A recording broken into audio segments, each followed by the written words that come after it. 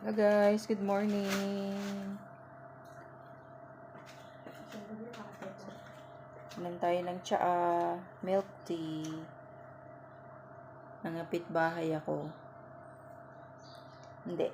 Hinatid ko lang yung alaga ko dito. Tapos yan, binigyan ako nitong tagaluto ng milk tea. Or tinatawag nilang chai halib.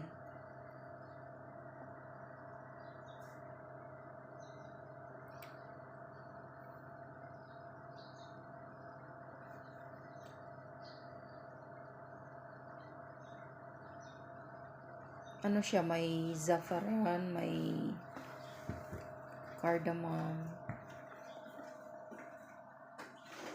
tapos gatas, then tea, red tea, then asukal.